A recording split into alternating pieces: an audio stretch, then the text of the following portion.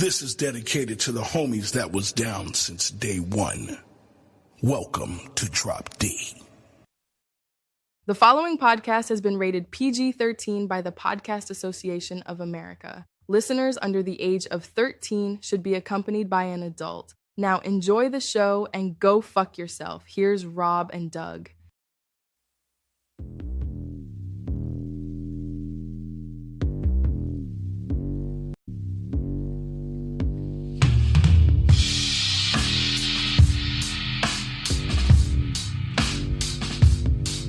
Welcome to Quick Hits, a JFK Assassination News and Notes podcast with your hosts, Rob Clark and Doug Campbell.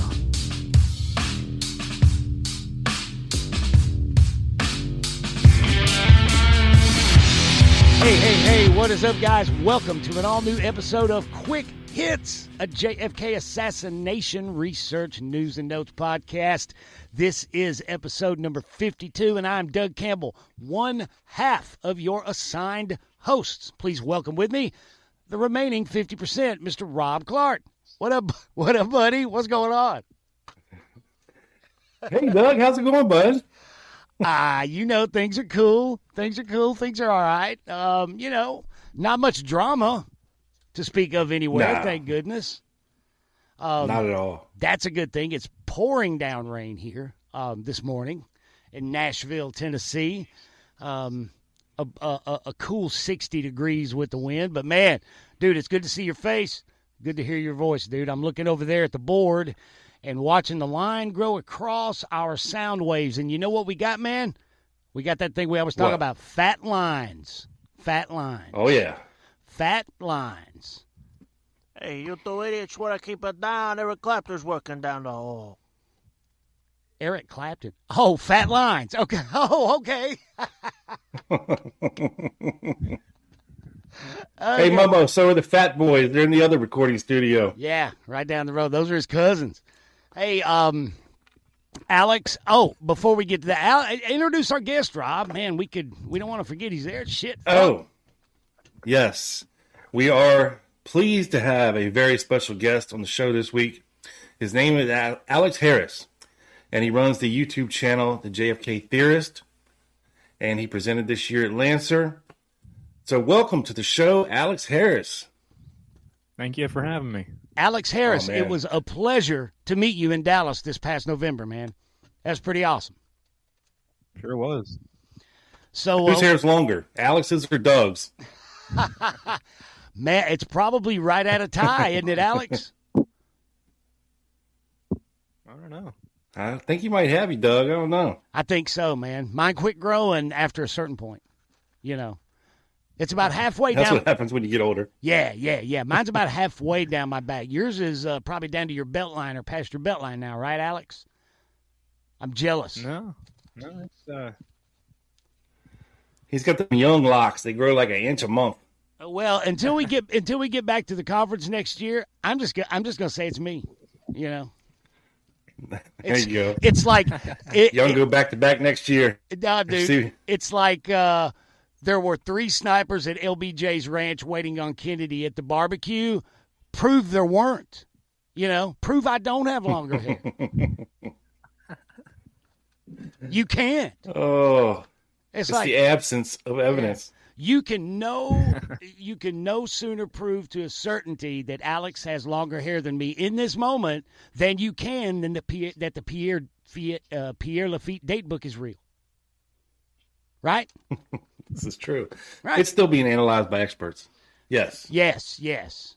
And when you come to November, we'll let you do the hair thing. You can tell us who when you come in November because you're coming. I will be the year. official measurer. That's right. Okay. I'll bring my soft tape.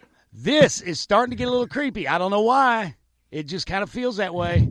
I don't know. But anyway, that's not what we're here for. Frivolity, maybe a little frivolity, but JFK Assassination Research, News and Notes. That's what we gather in this place, our shared space, for once a month, Rob and I, along with invited guests. And Alex, first of all, tell everybody about your YouTube channel. What you got going on over there? So right now, I'm not doing much with it because I'm starting to focus more on projects involving, the actual physical world. But mostly I post, films that haven't been seen by a lot of people. Anything I can get my hands on, anything I scan. I'll do occasional updates about some projects I'm working on. I've been posting a lot of Rob Groden's stuff we've scanned so far because I am pretty involved in that project that's going on right now. He finally is letting people scan his stuff. It's getting expensive, but still. You found that Martin film yet for me? Not yet. Where is it? He's got to have one somewhere. Yeah, that's what I'm thinking. Just got to find it. Yeah. That's what I'm Well, thinking. he's probably got 5 or 6 storage units and basements full of crap, and he probably has a house that looks like a hoarder lives there. Like we need to call that chick in from Hoarders and be like, hey, back the dumpster in. Can I call an audible and ask a question of Alex before we get into your first discussion topic, Rob? And ask a question go ahead. that I meant to ask him at the conference, but I forgot. Go ahead. And I meant to ask him, at the conference I forgot, and then I just remembered it again. It has to do, what's the guy's name, Rob, that claimed to have seen a film of the assassination that was not the Nix film, taken from the other side of the plaza. He was a researcher. De La Rosa? Is that his name? The guy with the other Zapruder film or whatever it was called? Yes. Or was it on the same side of the road from a different location? Or something to that effect that is rumored to have been... I think it was from the same side of the road. I think I know what you're talking about. Yeah, Scott De La Rosa? Was that his name? Man, I'm... No, it was Richard De La Rosa. Yeah. And there was another one, Morningstar, Robert Morningstar. I think he said something about that as well. I was just curious if Alex had ever went down that investigatory trail and tried to suss out that thing, if there's anything to it. That, I don't know. I mean, I kind of believe him and not. I don't know what to think of it.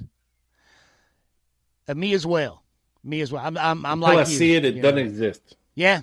There you go. And it's a story. Stories are great, but hey, until you got that movie in your hand and can show people, that's right. Go after yourself. Amen, brother. All right. Well, Rob, sir. Yes, sir. Yeah. The floor is yours, my man. Okay. So I got a question for y'all. And I know, I'm pretty sure Doug did, but Alex, did you have a chance to listen to the Rob Reiner podcast at all? I have not, unfortunately. You have not? You didn't miss much. Wow, man. Doug, did you listen to it? I did, man. And okay. I figured you did. I had high hopes for it, right? Because I have been a fan of Rob Reiner's movies, right? I had respect for him there. And not only that, but Soledad O'Brien. I've always been a fan of Soledad O'Brien. She's hot. Yeah. You know what I'm saying? So I had really high hopes for it. And, man, some things when they land like a bomb going off. It's like I said in the last show, this one thing, it landed like a feather hitting a Tempur-Pedic mattress. It was I was so disappointed, but I was swing and a miss, Yeah, I mean they threw a lot of stuff at the wall to see what sticks, and one of the things mentioned, of course, Dick Russell, right? He wrote that book. Was it The Man Who Knew Too Much? And, of course, he had a lot of theories and stories in that book as well. A lot of it focusing on Richard Case Nagel, who, of course, comes up in the podcast. And there was another name mentioned in the podcast that I remembered vaguely because it's probably been freaking 20 years since I read that book. But it was the name Jack Cannon he named as a shooter. Yep. You ever heard of Jack Cannon before, Alex? I don't think I have. Well, it was very vague to me. Doug, did you ever hear any mention of Jack Cannon before? Man, dude, no. I went, but we read a lot of names. We read a lot of names. We do. But at the same time, I was like, wait, what? But that's a cool-ass name that I would remember. You know what I mean? Jack Cannon. I mean, that sounds like a badass,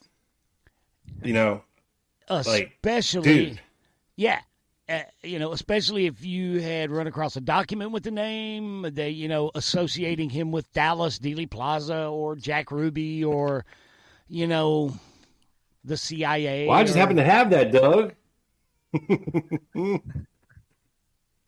So I went looking, right? I'm like, who is this Jack Cannon dude? See, this is why you're the man. This is why you're the man. I do a little Googling, right, in my Googly Moogly machine. And up pops a document for Jack Cannon, Doug. And you know what the first name on this document is? And I'll give you a hint. It's not Jack Cannon. But he is mentioned in the document. But the first name that pops up happens to be somebody that we know very well. Oh, really? Yeah. And his name would be Felipe Vidal Santiago. Well, now you've got my attention, 100%. Lay it on me. Yes. And we believe, Alex, if you're not familiar, Felipe Vidal Santiago was more than likely, well, we believe, the dark-complected man. Down there with the umbrella man. Yeah. Yeah. So this guy comes up. He was part of Interpen. He was an anti-Castro Cuban who went on raids into Cuba, and he was a former. What was he? A former. He was the naval guy for Castro, head of the Navy or something. Yes, they had. He was the former. He was the chief of the Revolutionary. What was it called? Maritime Patrol. So there it is. And like Pedro Diaz-Lanz was at one time the head of the Rebel Air Force. Yeah, and they worked together a lot on raids. So I always one time. I'm sorry, Rob, but it occurred to me it's like these two were at one point like if you sort of two of Castro's military joint chiefs, if you will. One was the head of the Navy and one was the head of the Air Force. So real quick, Doug, because I know you know it off the top of your head, explain to Alex what happened to Felipe Vidal Santiago. Well, after the assassination, Christmas Day of 1963, he was about to go out on a raid and a bomb went off on his boat. Almost killed him, almost killed Roy Hargraves, and almost killed a photojournalist named Dickie Chappelle was her name. And then a few months later, I believe April of 1964, he was on a CIA, or not a CIA raid, but he was on a Cuban raid. And from what I've read in documents, Mary Farrell, Mary Farrell Foundation, he was supposed to meet up with a boat to refuel his boat, but he was Castro gunboats were waiting on him.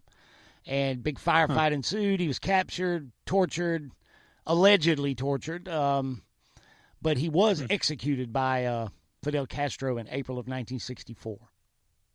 Or was it June, Rob? No, wait, it was May, actually. They waited a month. Yeah, he was alive for about a month. And according to the former head of the Cuban intelligence, a guy named Fabian Escalante, when he met with a lot of researchers at the Nassau Conference in Bahamas, I believe 1996, he told them that Philippe, under, quote-unquote interrogation, quote-unquote admitted involvement in Dallas. I don't know if I believe that, but maybe. But we know that he was in Dallas on November Dallas. 22nd, 1963. Yeah, 100%. And that comes from... He wasn't supposed to leave Florida. Yeah. Yep. The FBI got word that he was in Dallas when he shouldn't have been able to leave Florida. Yeah, Rob brings up a good point. The curfew thing, when Kennedy...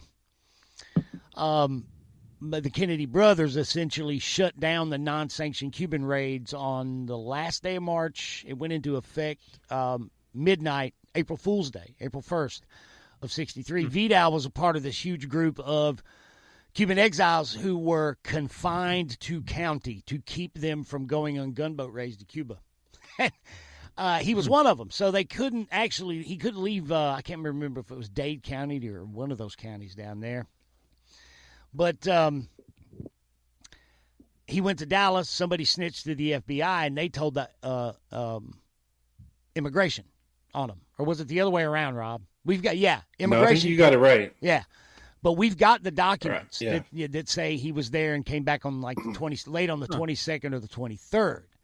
According to Roy Hargraves, in his everything but a confession interview with Noel Twyman, that Larry Hancock later published, he and Felipe flew back from Dallas to Miami in a private plane after the assassination. Huh. Yeah. And that's why we think these guys are a good candidate for Dark Complected Man and Umbrella Man. So Felipe Vidal Santiago and Roy Hargraves. So to move forward with this document here, that's why when I saw this name pop up, when I'm looking for Jack Cannon, I'm like, oh shit, here we go. Dude, you've got my attention already, yeah. Yeah, so this is a FBI, DOJ secret document. There's no date on it. So they're talking about Felipe Vidal Santiago, and it says, the subject, a Cuban refugee, entered the U.S. on 8/9/1960 from Colombia. Subject defected from the Castro government while employed as a Cuban naval attaché in Caracas, Venezuela. Subject is a former graduate of the Cuban Naval Academy and in exile has been involved in considerable anti-Castro clandestine activity against Cuba. Subject has affiliated with various anti-Castro organizations in the Miami area, and in 11 of 1962 was reported to be associated with an individual having contacts with a Guatemala government official. Felipe Vidal of 7th Street, Miami, an individual who formerly held a responsible position in the Cuban Navy, had accompanied an individual identified as Jack Cannon. Jack Cannon. A United States citizen on an anti-Castro clandestine trip to Cuba between October 18th and the 23rd of 1961, in which they were purportedly transporting $80,000 worth of firearms. The boat operated by Cannon, who also uses the name Jack Shea, and the subject was sunk along the north coast of Cuba, and all the arms were lost. Although Cannon was allegedly engaged in anti-Castro activities, MMT1's subsource pointed out that after dealing with him in business and learning about his background, he suspected that Cannon was actually involved in clandestine missions for the Castro regime, with ramifications relating to criminal activity in the Miami area. So now they're saying that he's a double agent, and he's actually working for Castro as well as the CIA. So I thought that was very interesting. That's incredibly interesting, because now let's think about this. Let's talk about this. Yeah.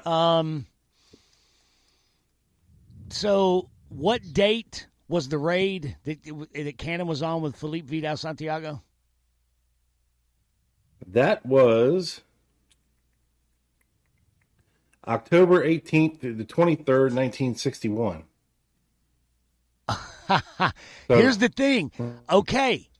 Now, everybody, even me, all right, I'm willing to admit when I'm wrong, or maybe I'm lazy or what. I don't fucking know. I probably should. Thank God you did this, because here's the thing about this. Everybody in the community's like, Jack Cannon, what the? All right. I'm not saying everybody's right or wrong, but for my purposes and your purposes and listeners to these shows, mine, yours, this one, all right, you know, this may need a deeper dive because this puts in 1961, 2 years and a month before the assassination, this puts someone named Jack Cannon in the orbit of Hemming, Hall, Hargraves, Howard, Santiago. See, now what I'd like to see, Mr. Sturgis. Right, Sturgis, fuck yeah, Sturgis, because Sturgis and Santiago and Pedro Diaz-Lanz, they fucked with each other all the time. At least Sturgis tried to mess with these guys. But that, that puts someone with that name in this circle of operators. Well, and that's very interesting. interesting. Let me put it a little more succinctly here. So the article goes on, or the document goes on about explaining more about Vidal Santiago's history, which I won't go through here. But Doug, on May 25th, 1962, MMT1, which is a confidential source informant, advised let me ask you a question. Do you have all pages of the document? I do. Check and see if MM-T1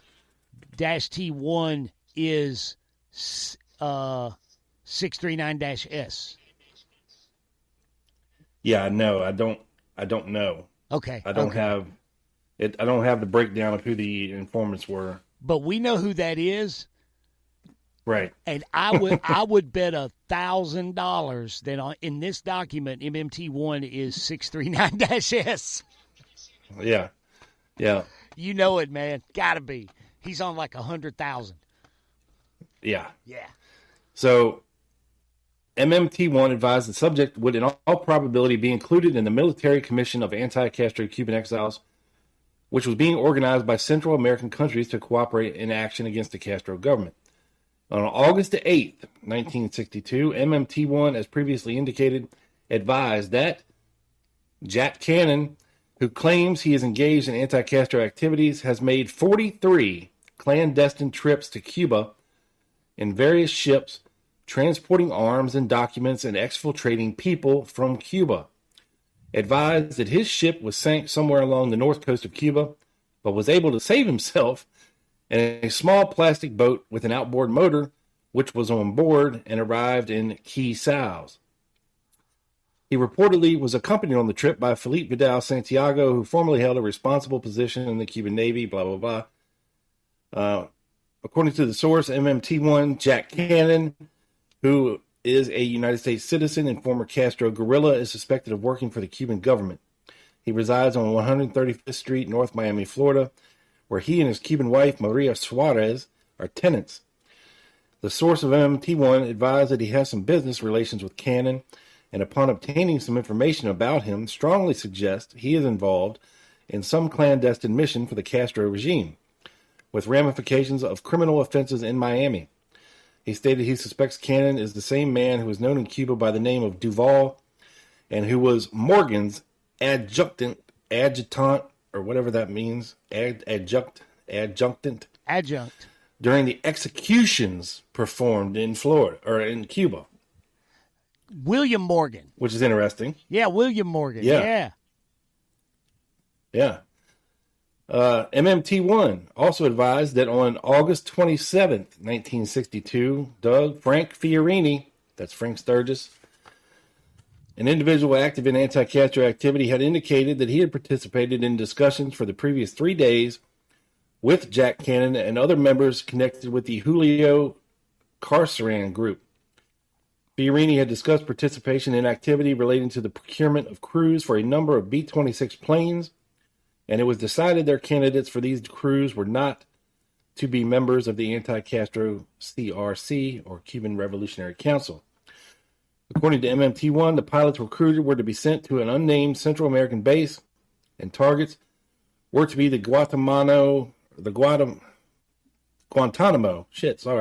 Targets were to be the Guantanamo Naval Base and the city of Santiago de Cuba, or some target in that general vicinity. No specific date was set for this operation, but Fiorini was given the date August 31st, 62 as a time limit to find crews. Now, they're talking about targeting Guantanamo Naval Base in Cuba. That is our own naval base. Okay, and Fiorini was given the date of August 31st as a time limit to find crews to do this. Dude, Roy Hargraves talked about a mission, if not this mission, a mission very similar to this with Noel Twyman. They had fucking like Castro's army uniforms and flags and shit. They were going to put on. So they're planning a false flag attack on Guantanamo Naval Base. Yes, and basically. Hargraves claims they actually had the uniforms and flags. Sure they did. Getting ready to do this. Yeah. It's crazy. So, it's what's great about this document is that's corroboration for this, that part of that story. This is I want you to send me this document for sure.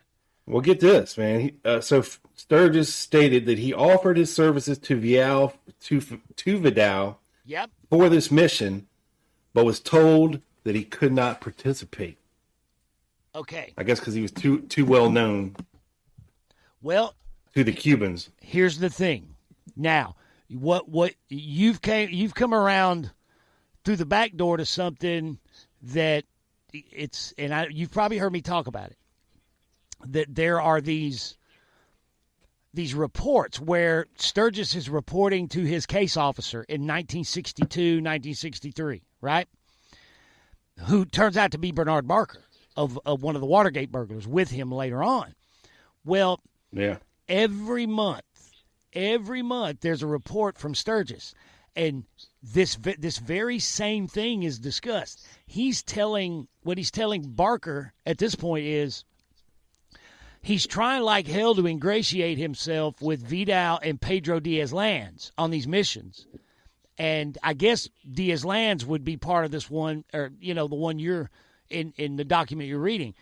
But I don't think they trusted him because he kept saying, hey, I'm here to help. I want to help. And they're kind of, nah, that's okay. We're good. We're fine. Don't worry about it. He's fucking following them and shit, right?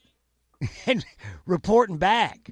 Well, yeah. And I did a show about this years ago, but I was reading these documents in this file at the Mary Farrell Foundation again, and lo and behold, Rob, their clockwork on Felipe Vidal Santiago and what the fuck he's doing in Sturgis, right? But they stop in September. There's no October report. There's no November report. There's no December report. There's no January report. It picks back up in February. Then there's a March one, and then before Vidal goes on that raid in '64, they just end. So check this out. So at the very last page of this document, Alex, have you learned anything? Yeah. Okay. Alex, look, man, don't be shy. You're in school. Yeah, no. Yeah, feel free to jump in. Yeah, Bart, he don't mind. He'll say, hold on, wait. You got to do that kind of thing. Bart Camp, I mean. So on October the 22nd, 1962, MMT4, who has been involved in Cuban revolutionary activities for the past 5 years. This is MMT4, Doug. Not sure who this is. Okay. Advised that the subject was planning to depart that date for Cuba on a military mission. According to MMT4, Vidal was accompanied by the American adventurer Roy Hargraves. Vidal allegedly has 15 men in his group and recently visited New York. On November 19th, 1962, that's a year before the assassination, MMT4 advised that Vidal's friend, Roy Hargraves, is a friend of John Bonilla, Consul General of Guatemala, and that both are mutual friends of an old Nicaraguan revolutionist. This Nicaraguan recently hired Hargraves to place a firebomb in an unidentified boat. He is reported to have stated that the Nicaraguan government did not want to sponsor any action against Castro, but would confer with Bonilla, who has knowledge of the establishment of an Inter-American Brigade. On October 29th, 1962, MMT-4 advised that the subject was planning a mission to Cuba. The subject recently returned from Cuba, where he claimed to have been on a mission. Vidal is reported to have said that when they were 35 miles off the Cuban coast, his boat was felled by a Cuban gunboat, and that when they were 10 miles off the coast, another gunboat joined in on the surveillance. At this point, Vidal then turned around and returned to Miami. He was reportedly using a borrowed boat, and the purpose of the mission was to drop an agent in the Matanzas province of Cuba. On November 13th, 1962, MMT-4 advised that approximately 3 weeks previously, the subject had departed from Vaca Key, Marathon, Florida, in a private boat on a clandestine trip to smuggle arms into Cuba. And then it goes on with a physical description of Felipe Vidal Santiago. But that's about it. So I just thought it was interesting. I'm looking for Jack Cannon, and lo and behold, listen, he was running around with Felipe Vidal Santiago. I would like you to please send me that document, because I've got some material that dovetails with that document. And here's the thing, right? And I don't, everybody's, kind of kicking the Rob Reiner thing while it's down. And I don't mean to do that anymore, but now I want you to think about that, the information that you just got out to the community regarding this name Jack Cannon that was just dropped kind of as an aside at the very end of that podcast, right? Because that's the way, if you think about it, that's the way it happened. Oh, and by the way, the last guy was a guy named Jack Cannon. I mean, literally. But can you imagine if they would have taken, say, that document that you just read and do what I may do on on maybe the Dallas action later this year sometime, a couple months or something. If they had said, okay, well, who was this guy that nobody's ever heard of? Jack Cannon. Well, let's look. And then imagine that podcast does an episode on his connections and shows this document that ties him to a fucking Watergate burglar.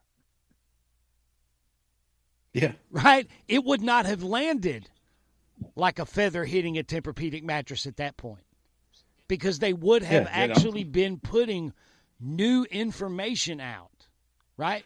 I think they missed a hell of an opportunity there. Yeah. I mean, you're looking up Jack Cannon and you're seeing names like Felipe Vidal Santiago. That's right. Roy Hargraves, Frank Fiorini. It tends to add a little credence to just dropping the name Jack Cannon. As to who exactly this dude was, the FBI thinks that he was working both sides of the fence.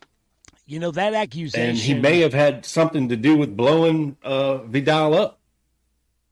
Doug, maybe. The December 63 explosion. Yeah. Well, because it said he rigged a firebomb. Does it give a date for that incident? Or that was in 60? No, I'm thinking of what says Hargraves was hired to put a bomb on a boat. That was 62, I think you said. Yeah, 62. Well, November of 62, it said this Nicaraguan recently hired Hargraves to place a firebomb in an unidentified boat. But, Yeah. I don't know. Who knows, dude? I don't know much about him. Cannon, I mean. But. Not me either. Like I said, I was kind of disappointed. Like, who is this guy? Who is? And there was no context given, really. Like maybe 2 cents. Apparently, he was working for the CIA. He was also working for possibly the Cuban for Castro's intelligence service. Amongst And that he was community, pretending to be one of these, mercenary dudes. dude, among that community, that whole anti-Castro thing going on, and at the time, that accusation is that everybody's calling everybody a Castro agent. Oh yeah. But at the same time, I do believe that the anti-Castro side was very heavily infiltrated by pro-Castro people. That I do believe that. Well, it just seems awfully funny that a lot of these, Cuban raids either never made it to the end of their mission, or were sunk or turned back or captured, and that just doesn't happen without a little bit of heads up intelligence network type stuff going on. Now, somebody I talked to years ago that would know something about it. He doesn't live in this country, but he told me that, and I'm not pulling that. This is not. Well, my information is there were 3 snipers at the LBJ. It's not that. I'm just saying. I heard from a guy once who said that the scuttlebutt was, and that's all he said. Literally used that word. Was that CIA had given Vidal the refueling coordinates. And then when he got there, he was met with Castro gunboats. But if we're going to do that thing we call wild and woolly speculation, well, what if Cannon was a Castro agent, right? He could have given Castro's forces, where Vidal's going to meet up to refuel.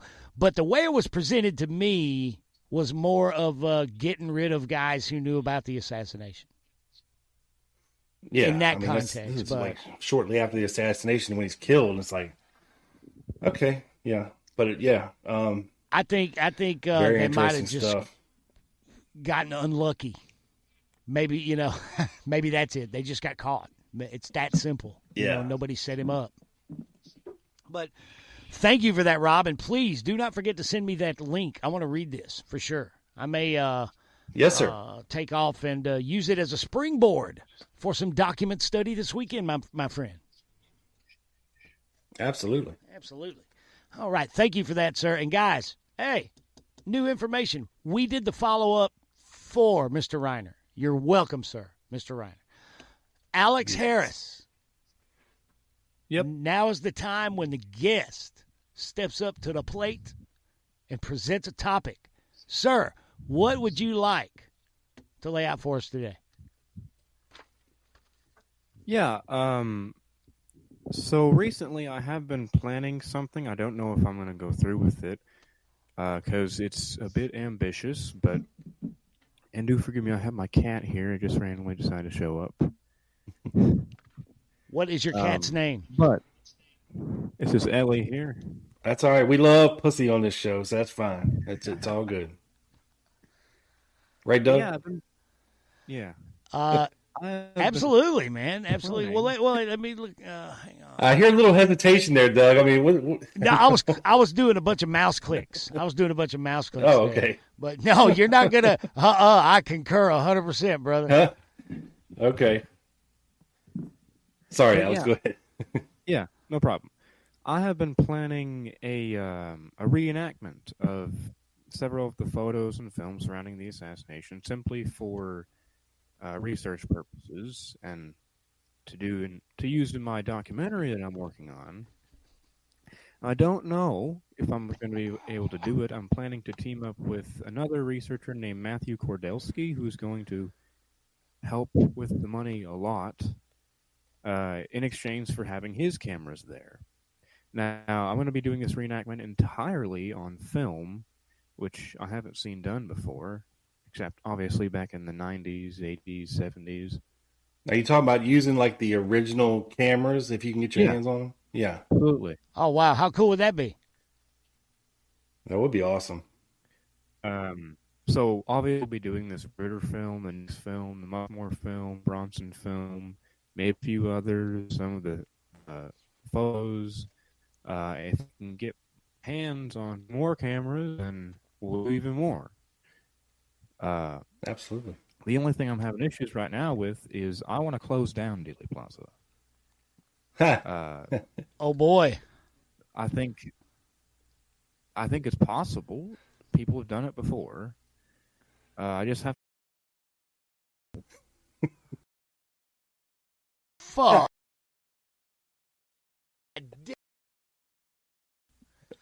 No, a much easier solution is go get some sawhorses, paint them orange, right? Do not enter on them, and just have your boys go scatter them all around the streets leading into Dealey Plaza. Shut it down. At least buy you 20 minutes of confusion time until people realize what the hell is going on. Yeah, I'll think. Or you could respectfully request from the city to shut it down for filming. Yeah, you could apply for a permit that you're probably going to get denied for. Shut Dealey Plaza down. Hey, if that guy with that Dallas newspaper gets his way, you won't have to. They're just gonna, with the remodel of Dealey Plaza they were talking about a couple of years ago. Routing around it. Yeah, routing around it. I guess you would just have to apply for a permit, but they won't even let people shut it down on the anniversaries, will they? Wonder if anybody's ever actually applied for a permit to shut it down other than Oliver Stone. I don't know. You could have a guy having an epileptic fit down on the corner of Houston and Elm. I guess. I suppose this is a little bit off the topic I was going to discuss because I don't have much else on that. But there has been a lot that has come out recently about photographers and other films surrounding the assassination, especially at Parkland, a few in Dealey Plaza even. And in the Dallas Police Headquarters. I was talking to a researcher who has been a great help to me, named Linda Giovanna Zambonini, I think that's how you pronounce that. Well said. And she pointed out to me that in the Zapruder film, there is another man with a camera who is, just over by Phil Willis and Bob Croft. Just behind them, looks like he's holding a camera. That would be a medium format twin lens reflex camera, kind of like how Jim Towner had. But instead, it's not Jim Towner, obviously not, because he is walking out from just by that kind of, the concrete thing just by the reflecting pool there. Yeah, on the corner? Yeah. Yeah. He is walking out, and it looks like he's holding his camera right there at his stomach level, which is where you would hold a camera like that. Yeah. And he's looking down at it. He's not looking at the president. I guess... we don't know who it was? We don't know who that is? No, we have no idea. I hadn't noticed it before. Interesting. But he also appears in the John Martin film. Hey. John Martin Jr. Yeah. Yes. Oh, not the one that we're familiar with, Rob. Not John T., but John Martin Jr. John Martin. See, Rob's got all these. It's like a Rolodex. He knows exactly who you're talking about with these Martins. Yeah. Yeah. I don't know where these photos would have went. I would imagine they would be pretty good photos. But that is something I hadn't noticed before, and she's been doing some really, really good work lately. Do you know where Martin caught him on film? Was he in the grassy area, or was this after the assassination, like up in the rail yards? As the car was turning onto Elm Street. Oh, okay, so when he panned around there, he caught this guy. Okay, I got you. I can show you what I'm talking about. Can we show? You can show us, but the listeners won't see it. But we can describe it. Yeah. But yeah. Hold up, let me pull it up. But yeah, this is really interesting. I hadn't noticed this guy before. He is, yeah.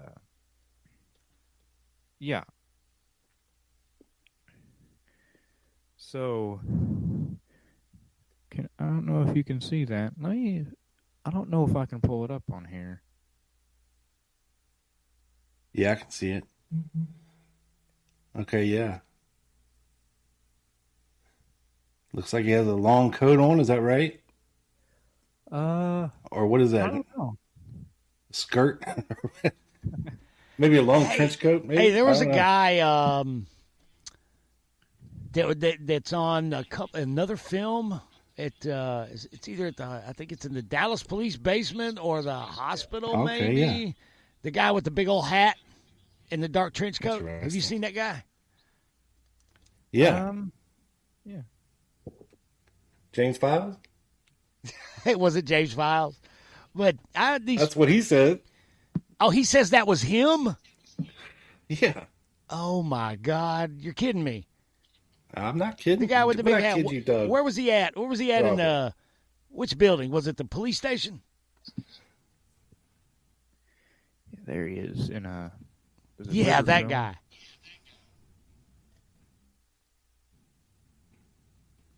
Wish I had a better way to show these, but whatever.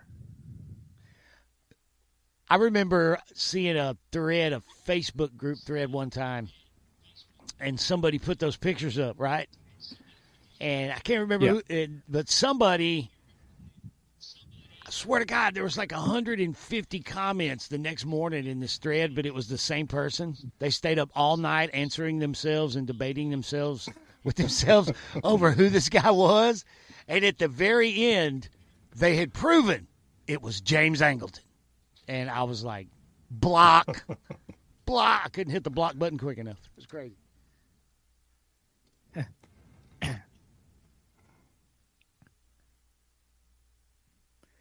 Let's see. Yeah, I've been talking a lot with Linda because she is another one of the persons who's helping me out in a lot of my research. I actually don't remember if I reached out to her or if she reached out to me, but we've been talking quite a bit. She actually donated almost $500 for me to do my reenactment, raising money for that. Yeah, she's very good at identifying obscure people in these films. Yeah, and she also does a lot of work on the website Find a Grave, which is very, very useful. I've also helped her correct some of those because not all of them were spot on, but she's done some good work. What does she? I wonder if she's ever looked at Felipe Vidal Santiago, the dark complected man, in photos in the Zapruder film and whatnot. I would love to. Wonder what she thinks about that. I think it's him, man. It looks dead up like him, you know. Yeah. But I think it's him. I have information that it was him. And one thing that her and Dennis Morissette have been focusing on recently is identifying a lot of the people in the basement when Oswald was shot.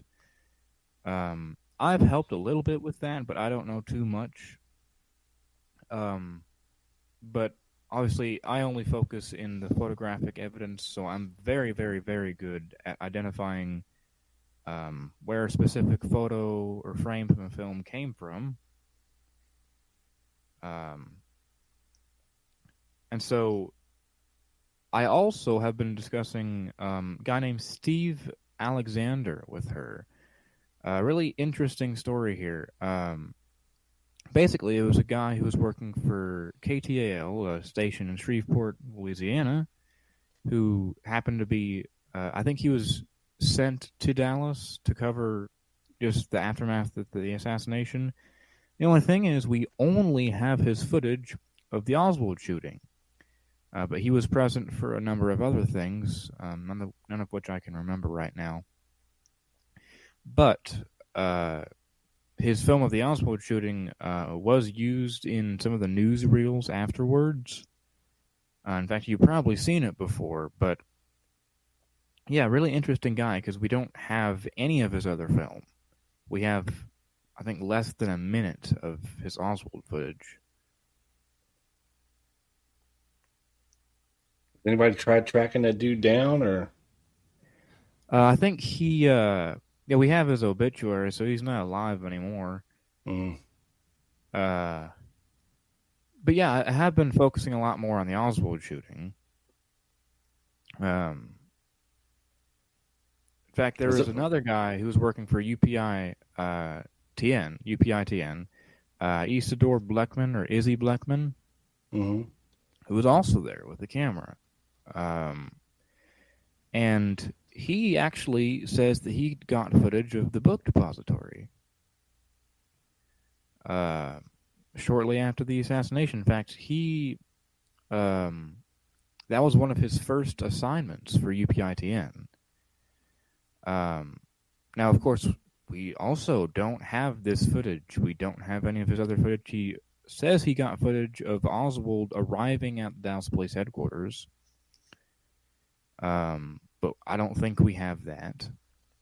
Do we have any footage of Oswald arriving at police headquarters? I don't think we do. I haven't seen any. I was just thinking, have I ever seen any of him arriving? I don't think I have. I know the first time I ever saw the footage of him going like from office to office, going to the lineup was evidence of revision. First time I ever saw any of that, probably about 10 years ago, and it was absolutely fascinating to see for the first time, things like that. And Blackman was also, he also got footage like that. In fact, I have a photo, or I guess a still from a film, of him in the hallway of the Dallas Police Headquarters outside the homicide room. I think I can find it, maybe. I know in that, did you watch that National Geographic special that came out in November, Alex? There was like a 3-part thing on the JFK assassination where it focused I saw a little bit of it. I would highly recommend, if you have the Disney Channel, because they have like Nat Geo stuff on there, to go watch it, because they have a lot of interviews with a lot of the people that were at the police station, newspaper guys, cameramen, and there was a lot of footage on there. Yep, I see that.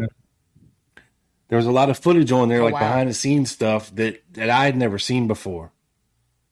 A lot of good stuff. Yeah, I've never seen that, Rob. Yeah, I highly recommend it. There's all kinds of behind the scenes stuff, like where the cameramen are just chilling, like when they're waiting for Oswald in the hallway. Yeah. Talking shit to each other and talking to the cops and everything. And then, you see Oswald come out and they all scamper, and then he goes away, and then they're back off again, Yeah. It's just crazy. They interviewed the guy, Doug, that asked Oswald at the midnight press conference, not asked him, but told him, you have been charged with the murder of the president. Yeah. They interviewed that guy, and he was like, I was just talking to him, and he was looking right at me, and I told him what he had, because a cop friend of mine had told him that they were going to charge him. Huh. That moment when he finds out. Oh my God, the look on his face, man. That is a look of sheer astonishment. What the hell? It never fails. And a moment of realization of, I just got screwed. Dude, it never fails to give me chills. Those few seconds of film never fail to give me chills when I watch his reaction. Focus on his face. I feel bad for the guy until I realize that he probably could have pointed authorities in the direction of the people really responsible. And for whatever reason you think his motivations were, I don't know, but he chose not to. He was not a rat. He made the choice not to be a rat. And then I don't know if I feel as sorry for him. Yeah. I've also been focusing a lot on the medical evidence, not too much into the actual medical evidence, but the photographic evidence surrounding the medical evidence, like the autopsy photos. That is something I've focused on heavily for the past few months. In fact, I heard Groden has a couple of those. Actually, I don't think I can talk about this on here. I can talk to you guys privately. Something really, really interesting came up in January. Nobody listens to this show, Alex. It's okay. Yeah. No, hey, man, you can't do that. You can't do that, Alex. Hold on, man. Where's my flag on the play soundbite? He's gone. He's downstairs again. But, yeah, man, you can't be like, oh, yeah, by the way. No, got to talk about it. No, man, you can't do the listeners that way, Alex. Okay. Just be really obscure. No, oh, man. Yeah. I don't know. I vague. can't. I'm very literally vague. not allowed to go into detail. But I'll go over the gist of it. Yeah.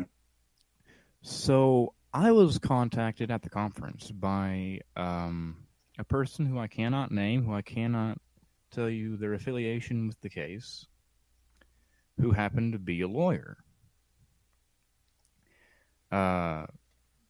And turns out he was working on a case right now, and he has access to a number of documents that several people don't have access to. Interesting. Most contained in the National Archives. And he, we talked a lot about the medical evidence and the autopsy photos, and I told him several things that he didn't know, which I'll get to later. I think you guys will find interesting. But in January, he approached me about gifting me a few copies of some documents. And basically, he came over one morning. We went through some of the stuff he'd brought, which included basically just photocopies of some documents that he got from the National Archives. And I showed him some of the stuff I had. Now, these documents that he brought me, I'm not allowed to give copies out, but I'm pretty sure I'm allowed to show people. I don't know. But basically, the documents, the topic of them, it discusses Bob Groden's involvement in the autopsy photos during the HSCA. Mm-hmm. Now, I won't specify what I mean by that, but I think we know the gist. Yeah. I think you can imply what I'm saying here. Yeah. But yeah. And look, we don't blame. At least I don't. I would have probably done the exact same thing. But pray continue, Al. Yeah.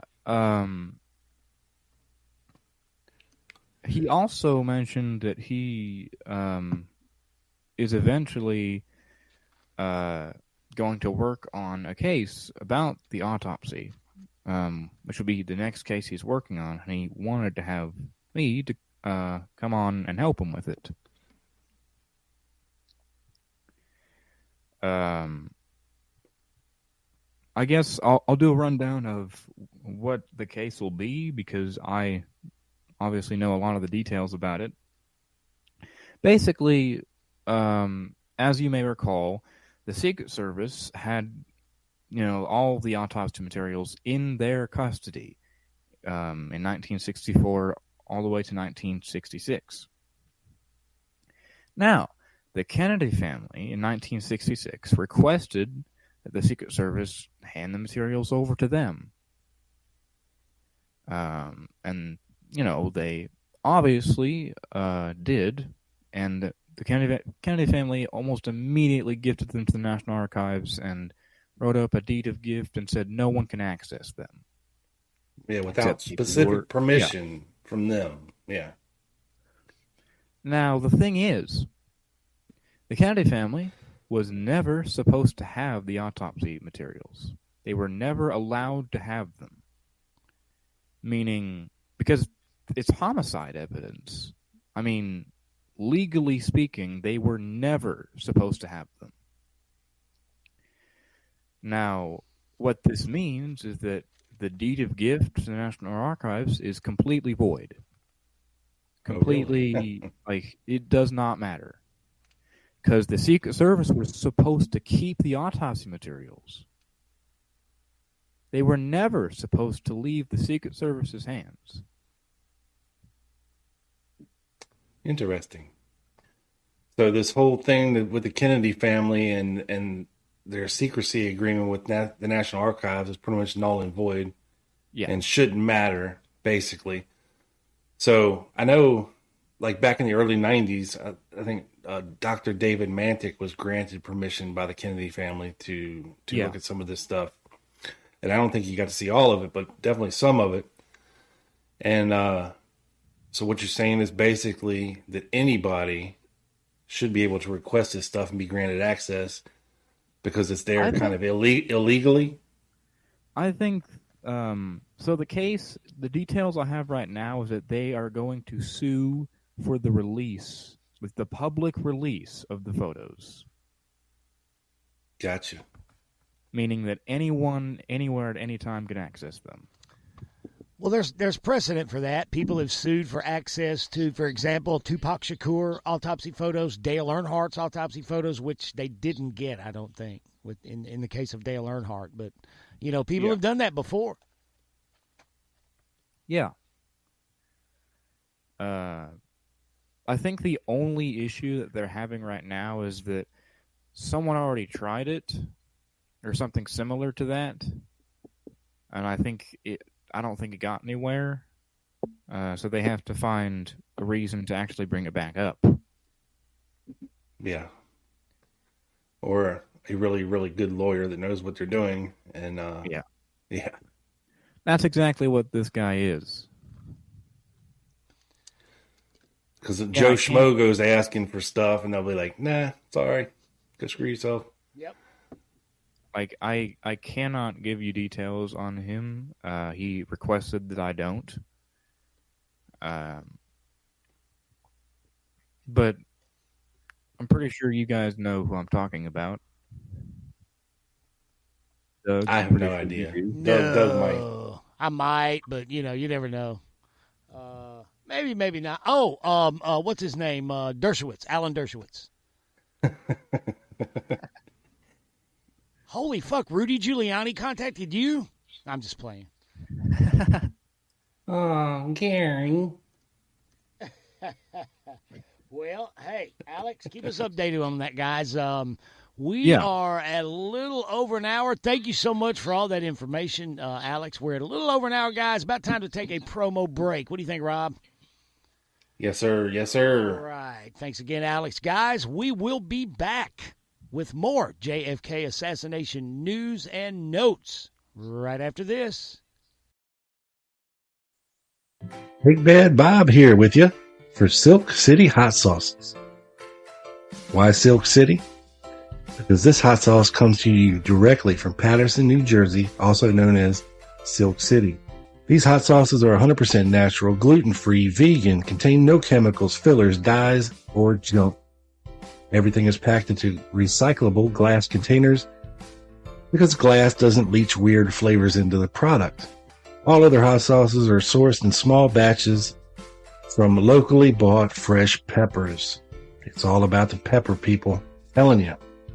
Your boy, Big Bad Bob, loves his food like he loves his women.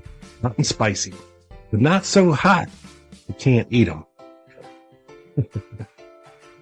So, if you love yourself some sauce and you're tired of trying to transform your bland meat into something edible, with the tip of a jar, you will transform your life forever. Head over to silkcityhotsauce.com, place an order, and upon checkout, enter the code GUNMAN, that's GUNMAN, for 20% off of your entire order. You won't regret it. Thank me later. Peace.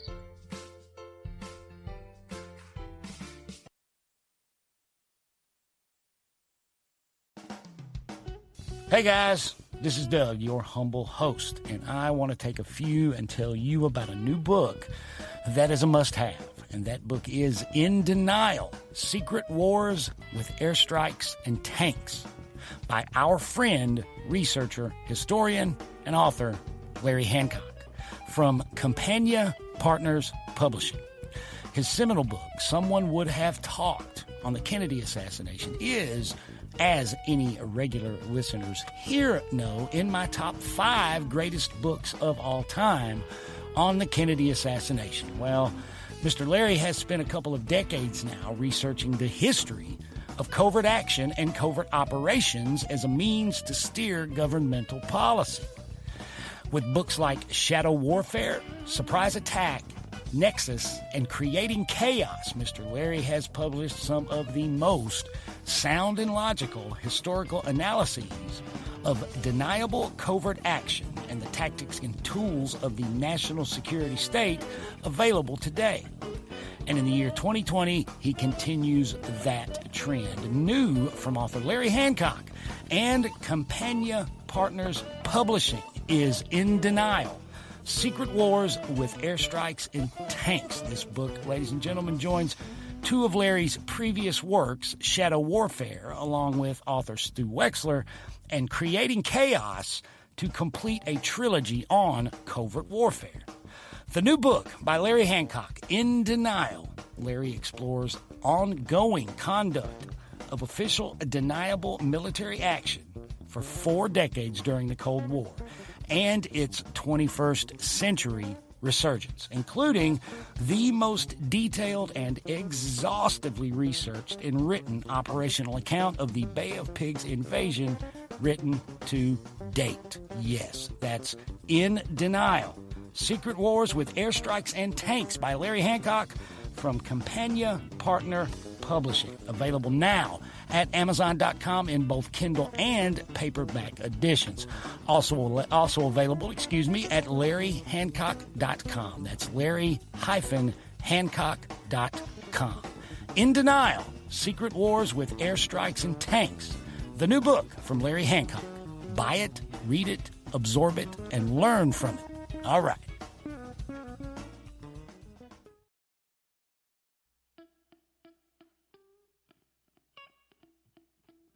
Hey guys, Doug here to let you know that an all-new issue of Garrison, the Journal of History and Deep Politics, has dropped. That's right, from MidnightWriterNews.com.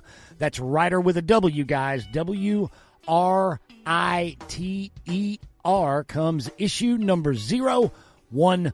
As usual, it's jam-packed with information, and this time jam-packed with articles that commemorate the 60th anniversary of the Kennedy assassination.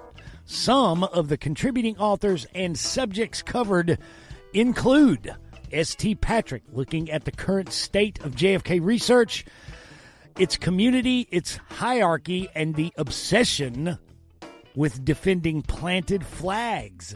Stan Weber takes a look at the city of Denton, Texas, and its connections to 11/22/63. Gavin McMahon reassesses the murder of Officer J.D. Tippett. We got Ed Tatro looking at Jerry Hemming, Madam New, and Gordon McClendon. Walt Brown, our friend Dr. Walt Brown, assessing historically what the murder of JFK means today. Randolph Benson looking at JFK's peace speech at American University in the context of what it meant to the late researcher John Judge, and much, much, much more. That's issue number 015 of Garrison, the Journal of History and Deep Politics, from MidnightWriterNews.com. That's MidnightWriterNews.com. Order now. Go on. And we're back. Episode number 52 of Quick Hits, a JFK Assassination Research News and Notes podcast with Rob and Doug and Alex Harris, our guest today. Okay. Guys, wanted to pass along a little something in the news department I think everybody in the research community needs to be aware of regarding the pivotal case about the JFK Records and the JFK Records Act that is moving through the legal system at this time. It is the Mary Farrell Foundation Incorporated versus President Joseph R. Biden, guys. We have Dateline January 19th from BloombergLaw.com by a guy named Peter Hayes. I want to pass along a little bit of this information and get a little, bounce it off you guys. Mr. Hayes writes, JFK Assassination Records suit gets partial green light. Okay. We'll read a little bit of this. Archivists seeking records related to the assassination of President John F. Kennedy can proceed with claims under the Federal Records Act against the National Archives and Records Administration related to destroyed documents, but not missing ones. The Northern District of California ruled. The plaintiffs sued the National Archives and Records Administration under the Federal Records Act, saying that the agency improperly failed to request that the U.S. Attorney General recover records related to the assassination. The plaintiffs may pursue claims for destroyed records because they sufficiently allege that there are ways these documents could be recovered, including retentions of a computerized version. Judge Richard Seeborg of the U.S. District Court for the Northern District of Columbia ruled Thursday. NARA, however, has no duty to pursue missing records, Judge Seeborg said. A claim for quote-unquote missing records is a repackaged version, that too in quotes, of the plaintiff's failed efforts to compel NARA to pursue outstanding record searches, he said. The court reiterated in its July 14 ruling that NARA had no obligation to complete searches begun by the Assassination Records Review Board, which was terminated in 1998 after issuing a final report. Now, I know it says there, guys, July 14th, but this ruling was actually made on January 18th, just this past month. The board, it says, was an independent federal agency created to oversee the identification and release of records related to the assassination of Kennedy. It was established by the President John F. Kennedy Assassination Records Collection Act of 1992. Plaintiffs Mary Farrell Foundation Incorporated, Josiah Thompson, and Gary Aguilar filed the lawsuit on October 19, 2022. They filed a third amended complaint on September 11th of 2023 alleging violations of the Administrative Procedure Act, the JFK Act, and the FRA. Thoughts, guys? Well, just to dumb it down for dummies like me. So what you're basically saying, or what they're basically saying, is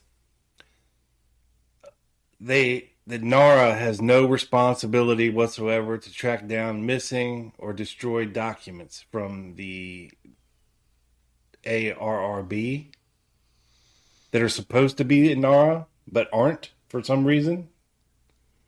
Documents that the ARRB suggested they go find, or documents that the ARRB already had or had access to. I'm not sure, but yeah, that's not quite clear to me. But it would seem to me that if the ARRB who classify these documents and then put everything back into NARA, then they should be at NARA. That should be their responsibility to find them or track them down if they're supposed to have them. You know. Now, if it's some kind of documents that the ARRB merely suggested or didn't have time to collect before, their tenure expired or whatever, then I would tend to agree with the judge that NARA is under no responsibility to track these recommended documents down to collect at this point. But yeah, I mean, it is what it is, I guess. If NARA says they don't have it, they don't have it.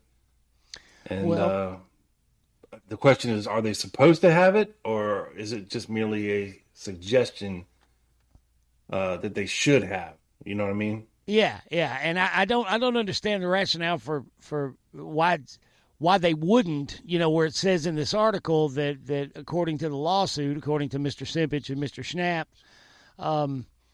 that there are computerized versions of previously destroyed records that they want, and they're trying to compel NARA to go find. I think that's how I understand it. I don't understand why they wouldn't want to begin with.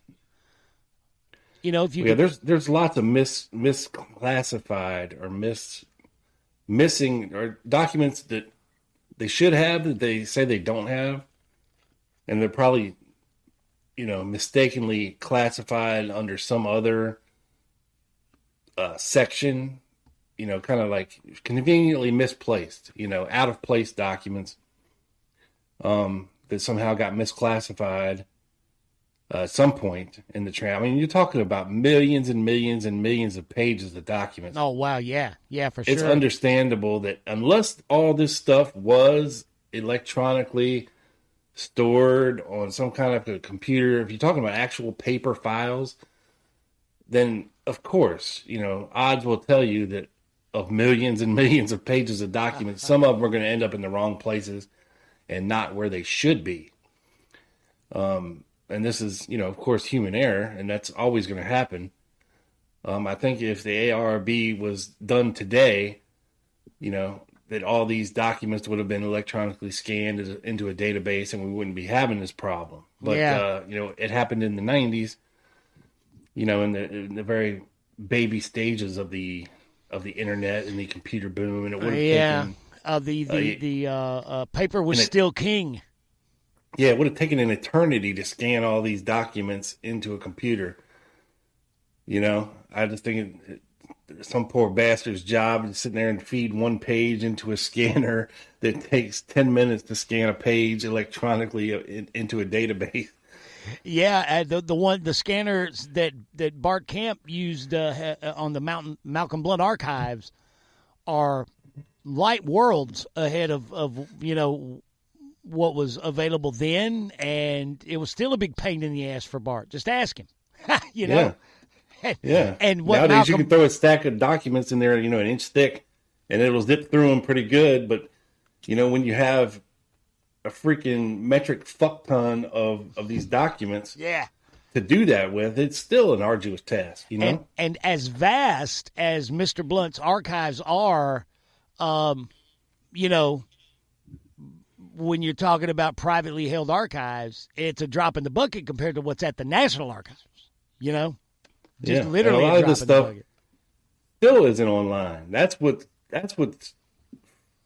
frustrating to me, is that everything that NARA has should be electronically scanned into their database and be accessible via the internet. You shouldn't have to jump through all these damn hoops to actually go there in person and tell them exactly what the RIF number to the document that you want to see is, because, you know, there's stuff there that, you know, you just need to go down these rabbit holes and find on your own.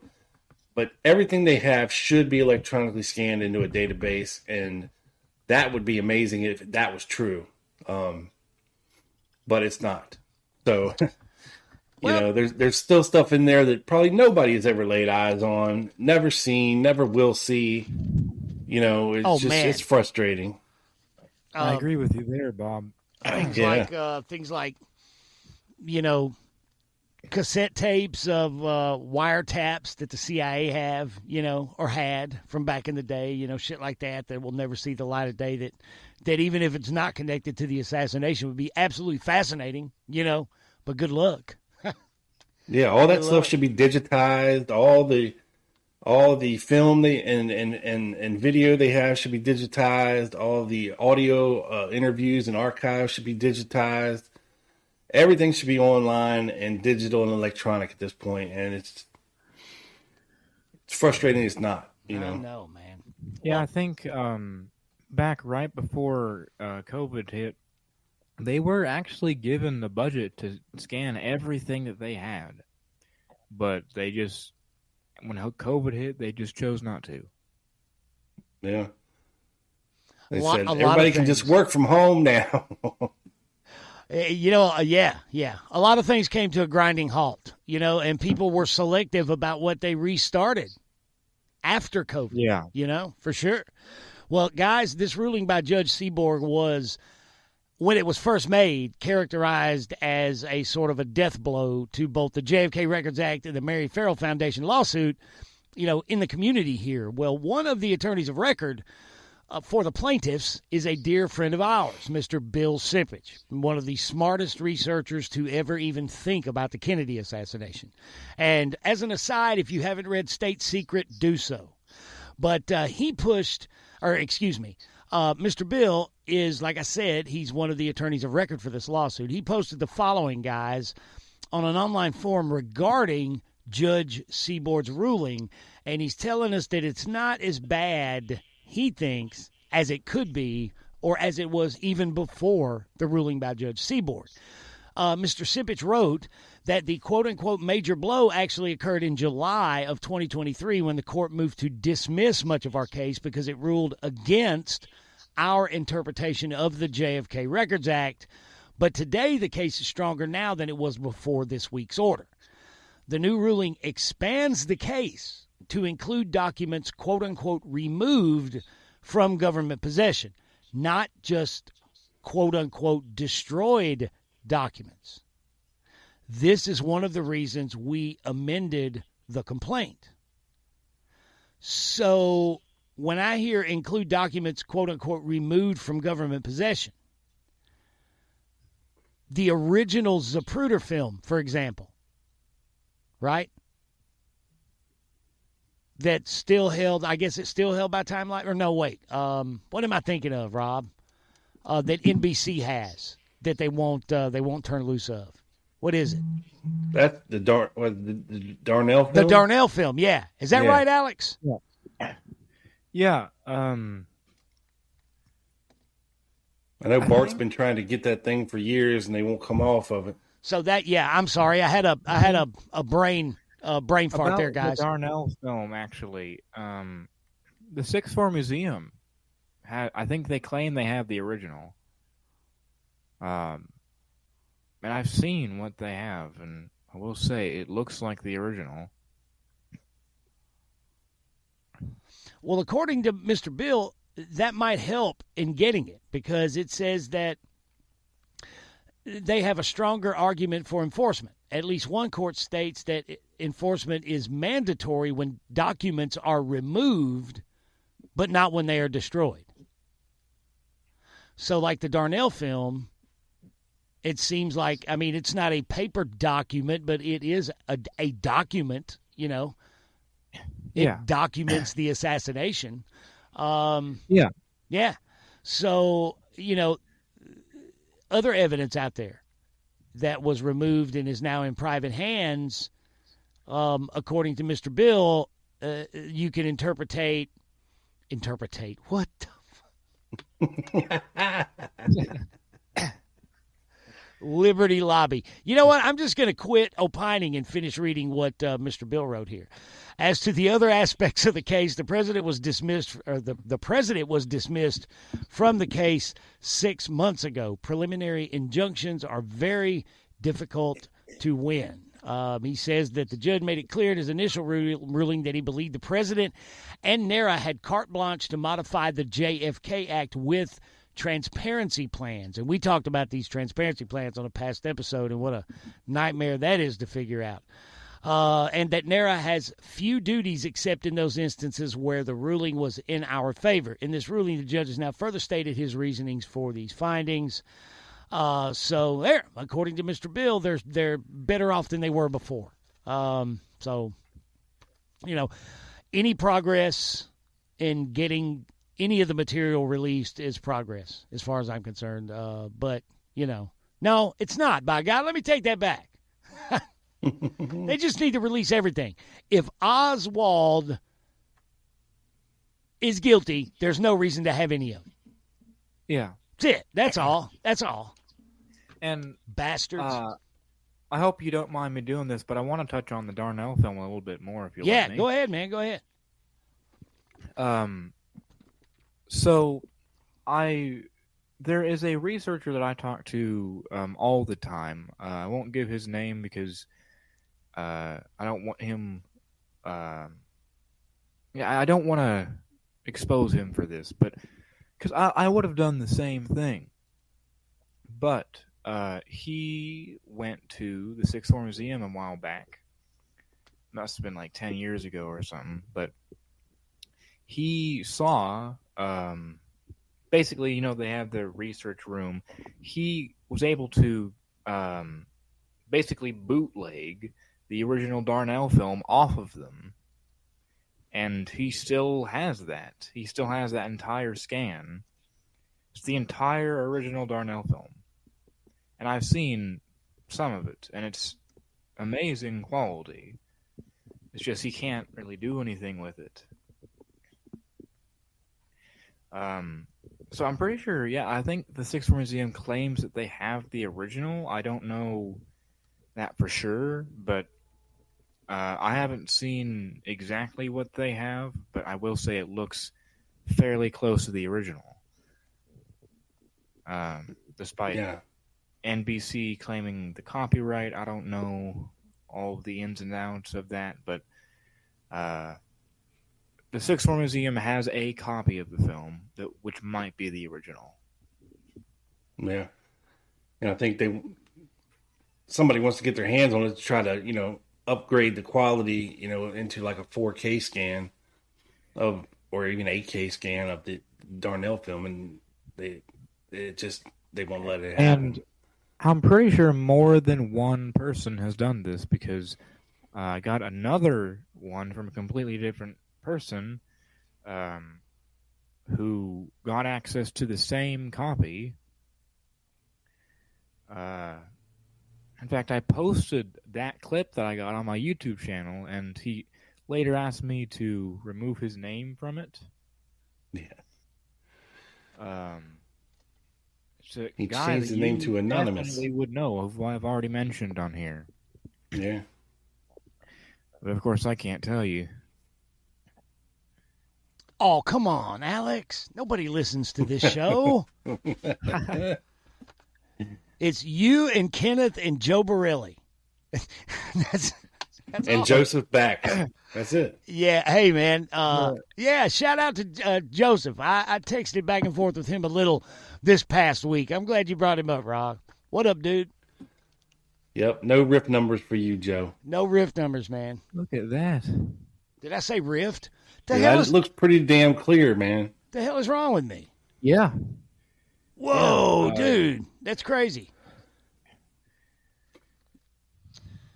Well, guys, that's all I had there. I wanted to pass along the news of Judge Seeborg's ruling. Let everybody know what's up, and read the rest of that article there. And you see that, Doug? Yes, I did, sir. Yeah, that's crazy. It's really clear. Yeah. Incredibly clear. Really shows up good on the radio. Yeah. Take our word for it, peeps. It's freaking clear. Yeah. You wouldn't believe it. Like water. Yeah.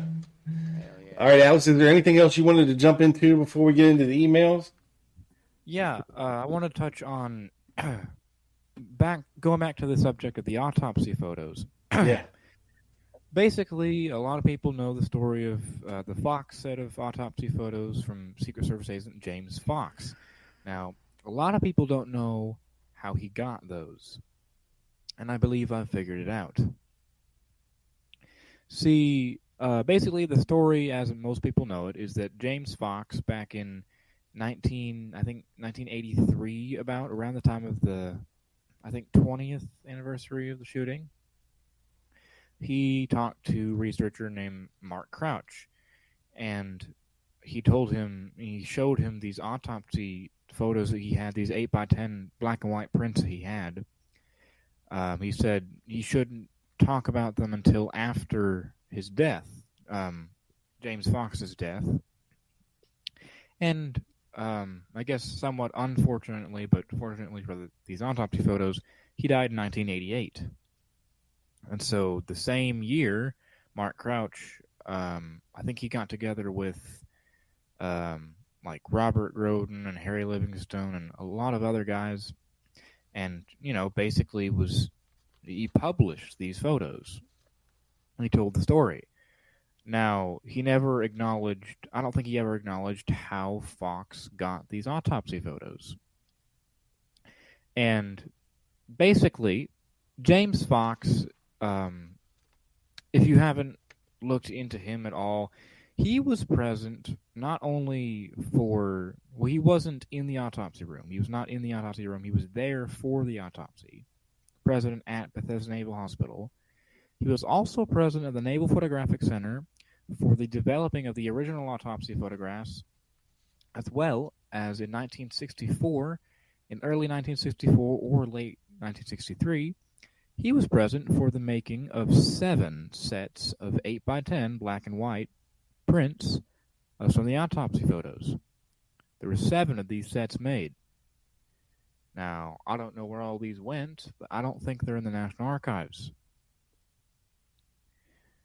Basically, what I'm saying is that James Fox stole one of these sets, or multiple of these sets, and took them home. That's where I thought you were going with that. Yeah. A lot of people seem to have not figured that out, and if you do the research, you'll see that his name pops up basically everything concerning the autopsy. I mean, he was basically in charge of transporting the autopsy materials from place to place.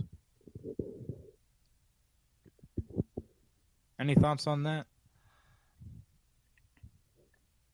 Well, it sounds like it sounds logical to me. Pretty good deducing. What do you think, Rob?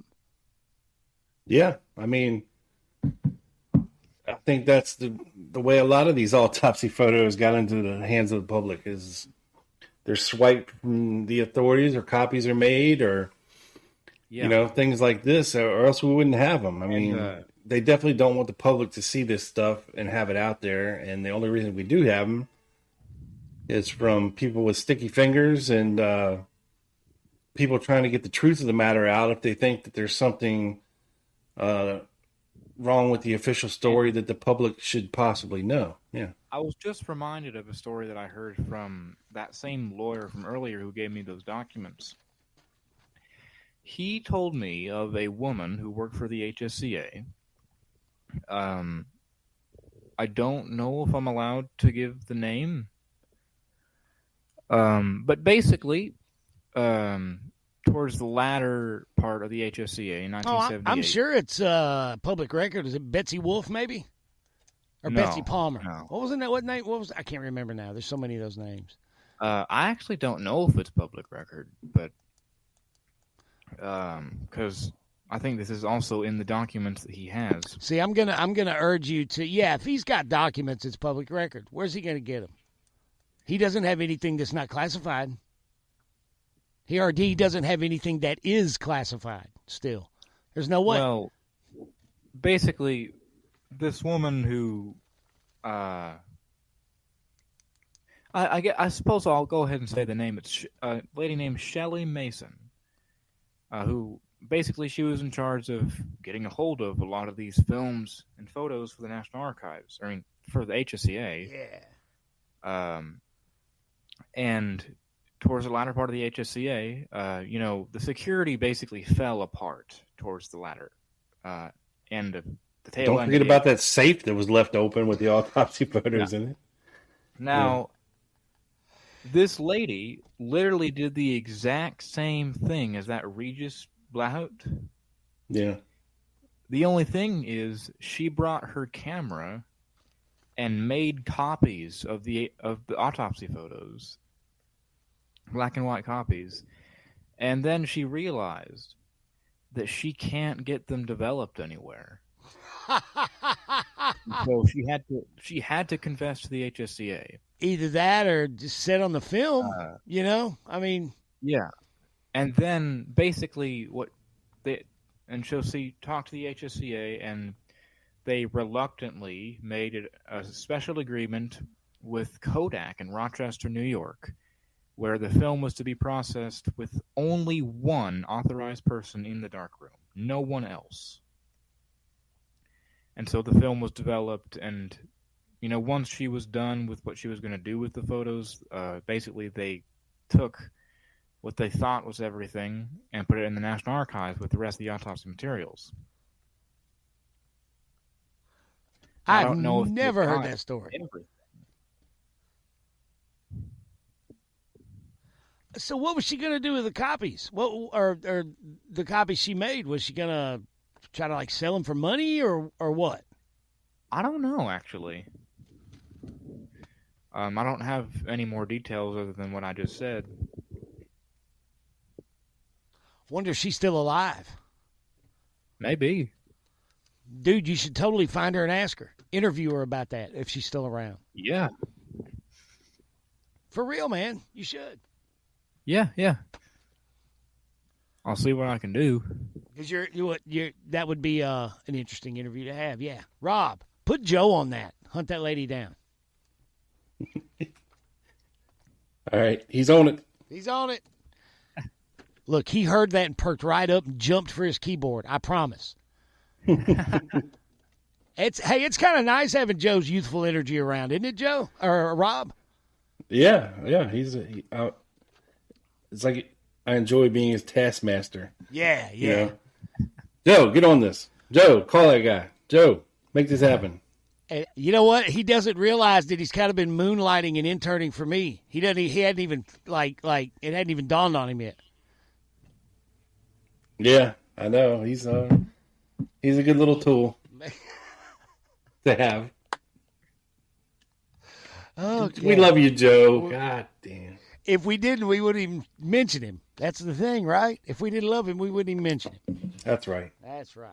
So, there we go. Are we ready for emails, guys? Yeah. Yes. All right. It's time for the emails.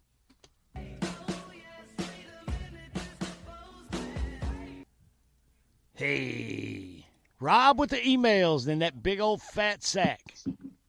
Yep. Let me reach down in here and see what's in here. Ooh. Sorry, I tickled a little bit. All right. First one up. It's from our buddy, Paul Vines. Sir Douglas and Earl Robert. Good morning, good sirs. I apologize if you gentlemen have already covered this. Either Mr. Bonnie Ray Williams or Mr. James Earl Jarman are a liar. Mr. Jarman stated that he ate lunch on the first floor with Williams and Norman, and after lunch they went to the 5th floor to watch the parade. I thought Mr. Williams ate lunch on the 6th floor and then went to the 5th floor to watch the parade with the other guys. I'm including you a file. I know it's a lot of pages, but just concentrate on the top of page 31. Oh, hey. So, yeah, I agree. These black employees of the School Book Depository had a lot of conflicting statements, and I'll just say I don't blame them, given their position in 1963. Yeah, man. And having this horrible assassination happen so close to their purview. And, I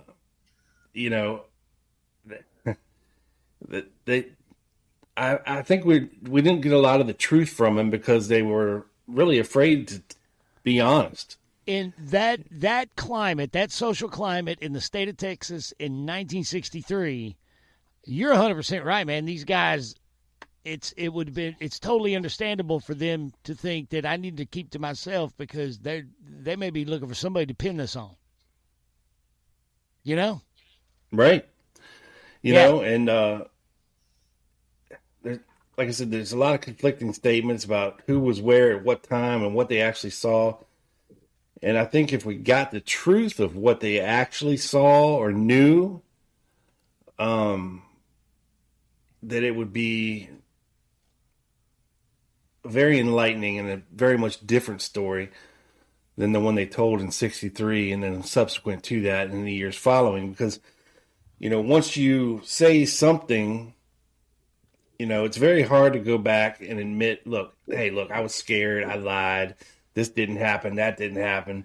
It's much easier just to go on and perpetrate the original story. You know what I mean? Yeah. And because if you come out and say, okay, look, I lied, then you worry that you're going to lose all credibility immediately, which happens for sure.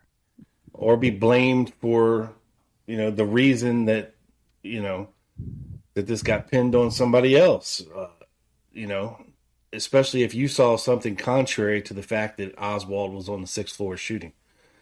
And then this poor bastard ends up getting shot while in custody and this, that, and the other. It was partly because you said this and you said that about where he was, and if you were lying, then,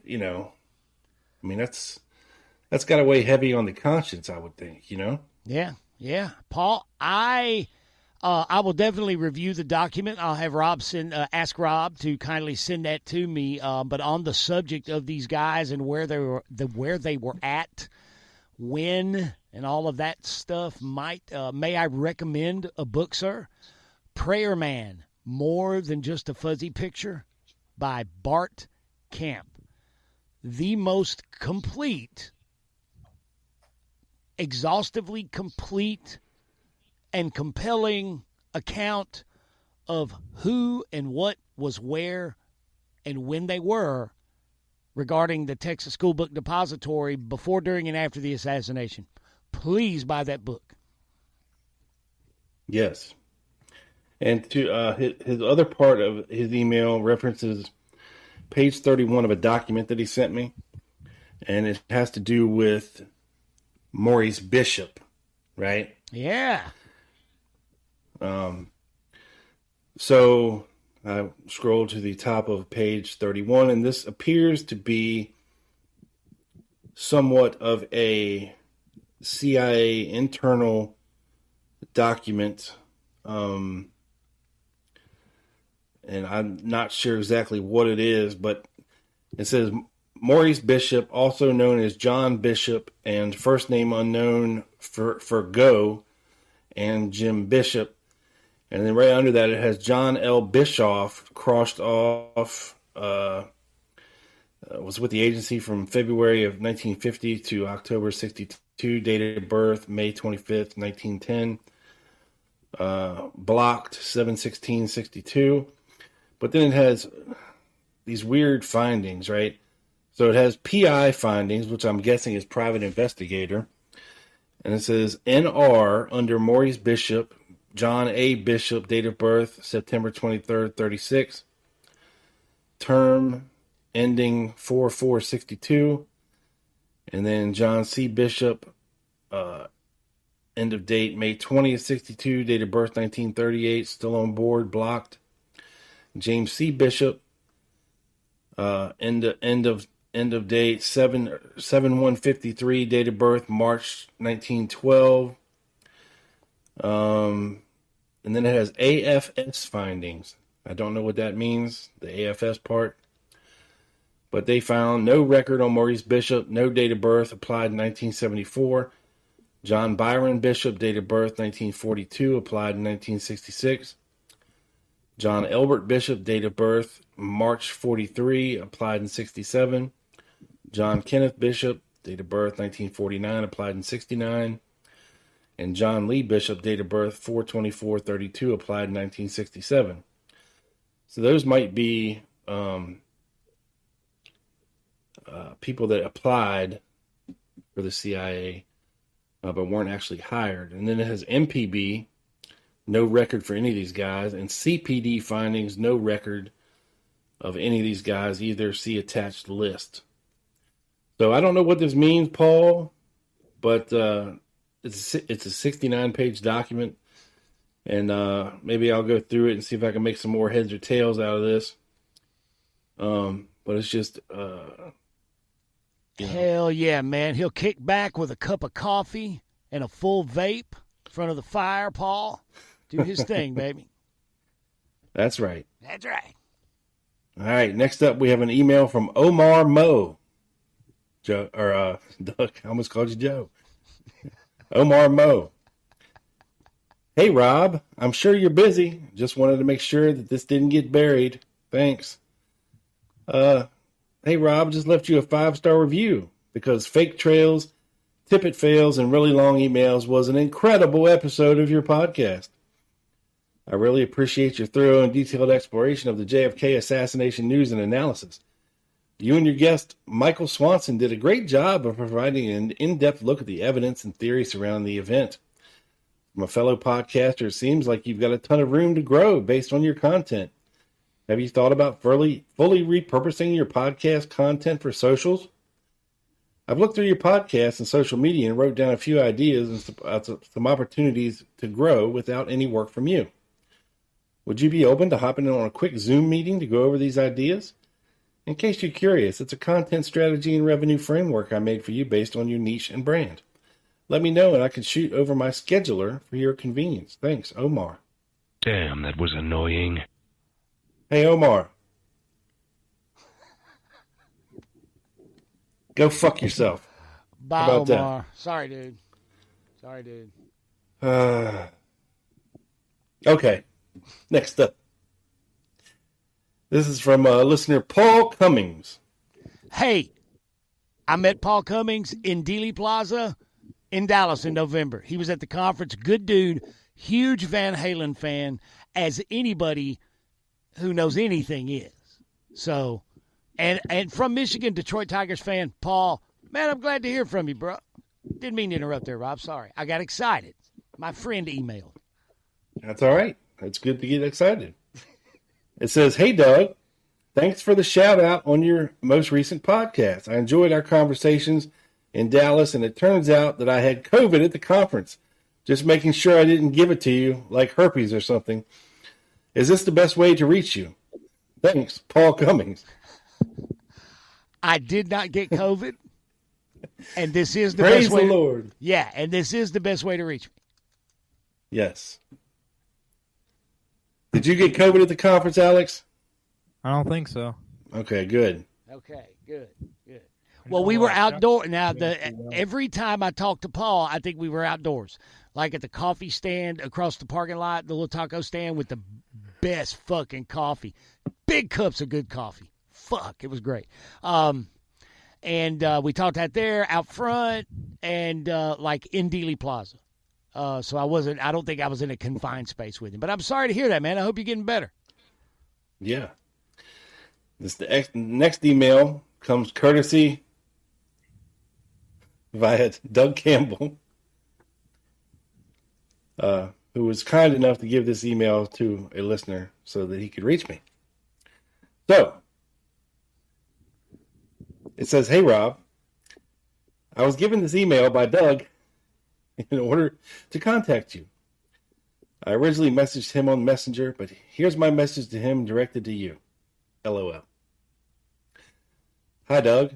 I've been trying to get a hold of Rob Clark, but no luck. I wanted to mention something to him about Buell Frazier. I've listened to his podcast on that subject, and he somehow thinks that Buell is either lying about the existence of the package of curtain rods or has knowledge that it actually did exist and have a rifle inside. I'm trying to square this circle in order to see if both Rob and Frazier could both be correct at the same time. Could it be possible that Lee Oswald actually did have a package, as described by Frazier, as 24 to 28 inches long, and that it contained the shortest part of a disassembled Carcano?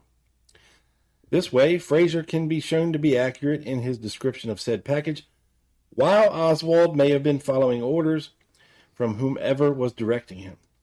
Oswald still would not be the shooter, but this could possibly explain how the rifle got into the building. Lee bringing in the shortest part of the rifle, while someone else already had the longer part in the building from a while back, and then reassembled to be eventually planted to point the finger at Lee. Can you get this idea sent over to him? Really appreciate it, brother. Thumbs up. All right. You're welcome. Here's the deal. Rob, you're Yeah. welcome. Yeah, thanks for making sure that email got to me, Doug. I really appreciate it. I'm here for you and the listeners. I can advocate for both. Okay. Here's the deal, TC. Your theory is, of course, could possibly be correct, that it was a shortest piece of the Carcano, being the barrel part. But again, it makes no sense to disassemble this rifle to get it into the building, since after it's disassembled, the longest part is still 34 to 36 inches long. Okay? So, you're risking losing pieces and parts and screws and springs and all this other shit. You know what I mean? When you disassemble a rifle. There were no screwdrivers or tools, recovered on the 6th floor. And if somebody earlier snuck the 36-inch long wooden stock of the Carcano into the building, why wouldn't it have been Oswald? And now you're bringing somebody else into the picture where there's somebody else who snuck the wooden stock in, and Oswald had knowledge of this, and then he brought the metal part in later, the barrel part in later, and then who had the hardware, who reassembled it, yada, yada, yada. You're making it way more complicated than it needs to be. All I know is this.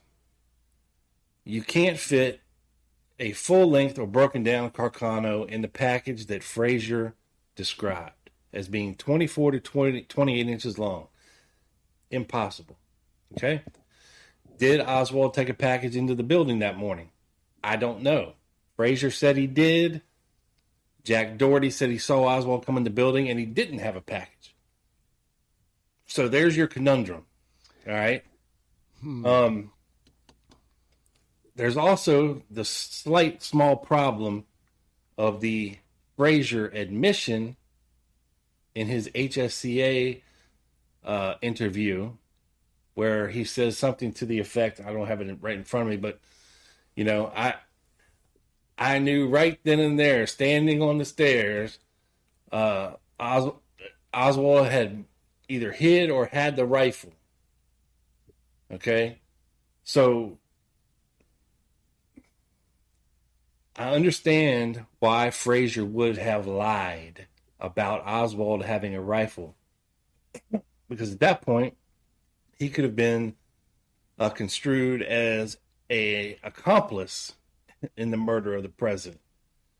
And I understand why Frazier would lie to distance himself from that and say, hey, Oswald never had a big long package, never saw a rifle, never mentioned a rifle. Package I saw was way too little to be a rifle, so hey, you can't pin that on me. I had nothing to do with this, don't know nothing about this, blah, blah, blah. Okay, but what if,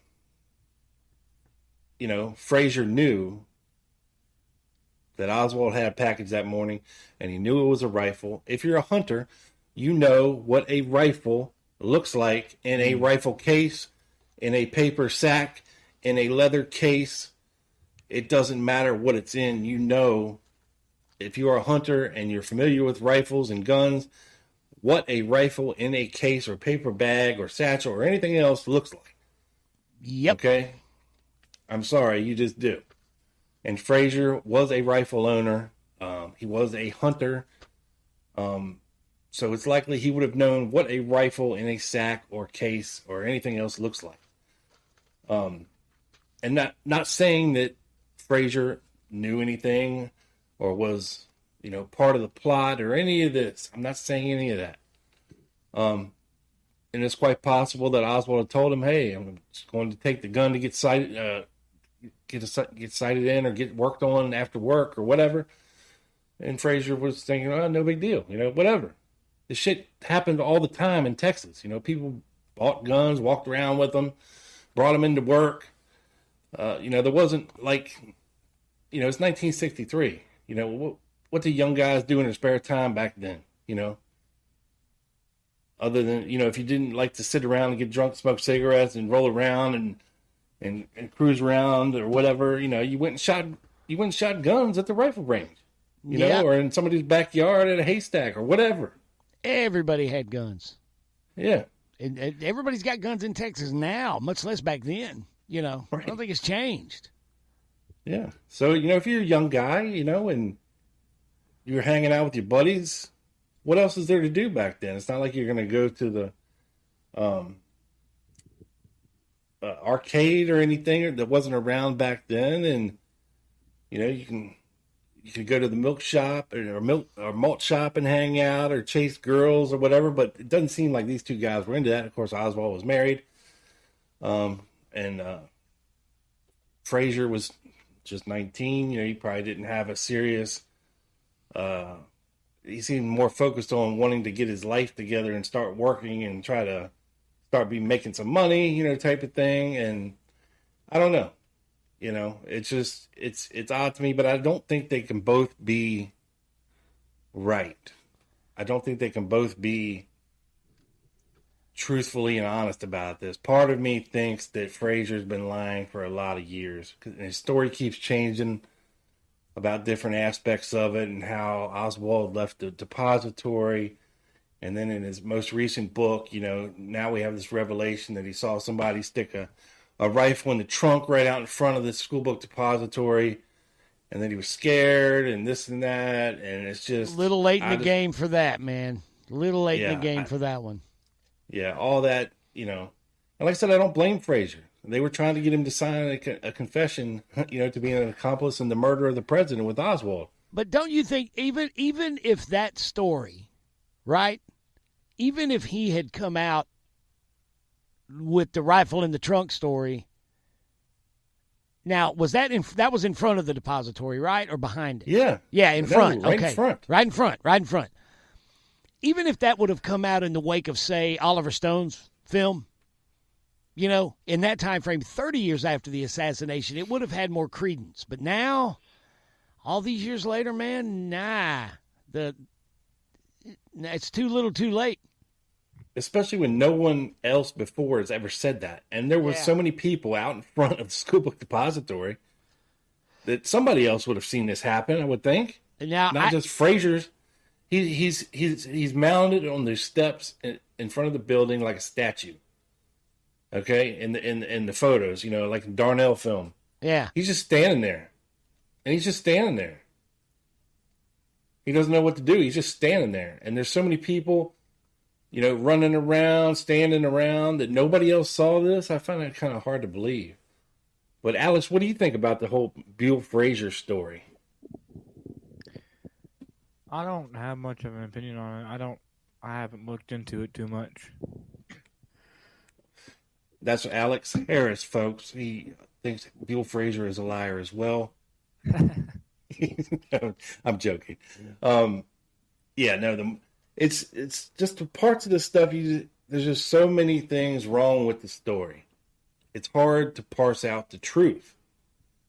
But, at some point, you have to call a spade when a lot of this other misinformation and supposed factual information coming from a very good potential eyewitness doesn't match anything else that anybody else said. Okay, and we can get into, the hey, where's your rider stuff, the Edward Shields stuff with Frazier, how he supposedly brought him to work every day, according to Roy Lewis, and like 4 other of his co-workers. But, everybody chooses to believe Frazier instead of 5 other people who say something totally different. So, it is what it is. I thought Frazier's book would finally be his quote-unquote come clean moment for everybody, but it wasn't. But he's not dead yet, folks. It was just muddy the waters a little bit more, basically, in my opinion. But that's my opinion. At some point, it'd be nice if he finally came clean about exactly what happened that day. But I won't hold my breath. Me either. And that's it for emails, Doug, unless you want to go with that message you got. I did, man. I got a message from while we're doing the show. As a matter of fact, the message was passed along to me by Mr. John Kowalski, a listener on the Education Forum's, direct message, what do you call it there, capability. Mr. Kowalski writes to both of us, Rob. Hi, Doug. There is a new book out about the Kennedy assassination. It's called The Mad Bishops, The Hunt for Earl Anglin James and His Assassin Brethren by James Day. Earl Anglin James ran a fake diploma mill out of his home in Toronto. He was investigated by Garrison because Ferry had called him. That's interesting, huh, Rob? Oh, yeah. I have read his book and also helped with some research. Would you be interested in interviewing him on your podcast? I can send you his email address if you want to contact him, and can also send you a PDF copy of his book. He is not a believer in the CIA-centric view of conspiracy. Rob, it contains a link to some articles, and he says if you do not want to interview him, you can forward this message to Rob. Well, Mr. Kowalski, if you're listening to this, I'll hit you back on at the Ed Forum. Absolutely, man. Send the PDF. We will check it out. Will we not, Rob? Yes. And look, I did a show way back at the very beginning of the Lim Gumman podcast, Anals, and about these bishops in New Orleans and the ties to Earl Anglin. Yes, you did. James up in Canada. Because when he was arrested, he happened to have on him all kinds of crazy fake documents, and a lot of them were Louisiana-centric. Basically, down to even having a card. So if anybody got pulled over in the state of Louisiana, it was basically like a governor's card, a get-out-of-jail-free card, like, you can't arrest this person card, like. And this guy Earl Anglin James had that. Oh yeah. Oh wow. Yeah. Yeah. I remember that fake episode. Diplomas, fake documents, fake accommodations from officials in the government and state of Louisiana. Very interesting character, and of course, you have David Ferry, Thomas Beckham, David Lewis, and a couple of these other people being involved in these fake bishops of these fake churches, these old Orthodox Russian churches or whatever they were serving as fronts to collect money for anti-Castro Cuban activities. And, it definitely all ties together for sure. And not just the bishops, but also people like Lauren Hall and Lawrence Howard and Thomas Beckham, who were tasked with, collecting money, firearms, first aid, food, drugs, relief, and things to help this anti-Castro Cuban cause. And, it's definitely very interesting stuff. And we would definitely be interested in talking to Mr. Day about this as well to see what he found out for sure. Absolutely, man. Yeah. Thank you so much, Mr. Kowalski. And I do have one more, Rob. It's a text message that just came in literally while I'm sitting here from a past guest of this show, Greg Wagner. Yeah. He texted me, latest Dallas action on JM Wave, Amots, David Sanchez Morales, and 3 fire emojis. Fuck yeah. Thanks, Greg. Appreciate that, bro. Yes, that was a great episode, Doug. Thank you, man. Thank you. Appreciate it, guys. It was a lot of fun to put together and do as well. I learned a lot. So, Rob, if that's all for emails, Mr. Alex, thank you so much, dude, for sitting down with us and sitting in with us for conversation. It was a pleasure, young man, to meet you at Lancer. I really dug hanging out with you and getting to know you, and it was certainly a pleasure having you on the show, man. Pleasure being on. Thank you. Yeah, and Alex, tell everybody where they can find all your stuff, man. Yeah, on YouTube, on The JFK Theorist. On Facebook, I'm just Alex Harris. And I'd also have a blog, though that's not very easy to find. It's just I think it's just, I'll get the name. And do you have a Facebook group as well that you started? Yeah. That is, it was JFK Assassination Photo and Film Inquiries.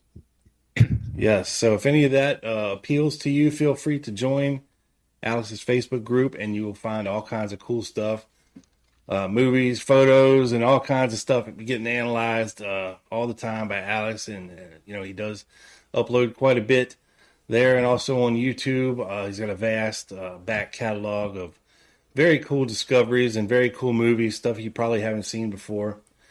And we're probably going to have Alex on the Lone Gunman here in the very near future to discuss a film that he happened upon that quite matches another very interesting film of the assassination. That.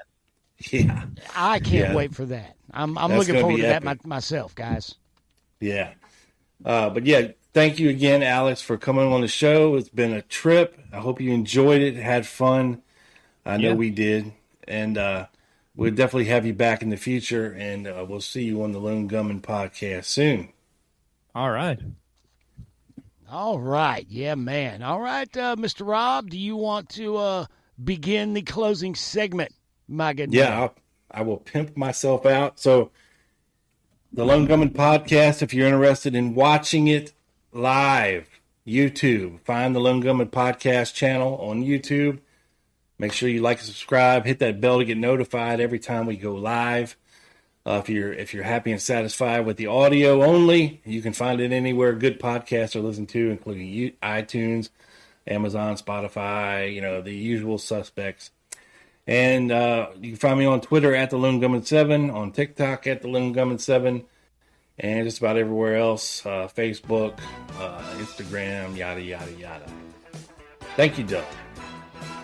And you can catch the finest in critical thought, analysis, discovery, conversations, and historical research of the JFK assassination with me on the Dallas Action Podcast presented by Wall Street Window, available on podcatchers across the universe. I myself recommend Spreaker, iHeartRadio, and Spotify.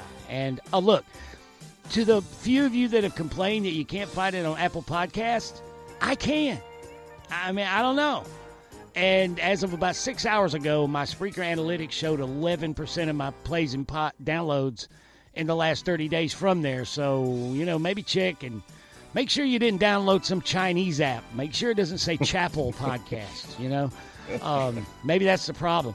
Like this show right here, another awesome podcast from Drop Deep Podcast Productions in the heart of Music Row, Music City, USA. So for Rob Clark, and for Doug Campbell, and for Momo Scaranucci, this is... What the fuck? I messed that part up. Okay, hang on, guys. Hang on. How many...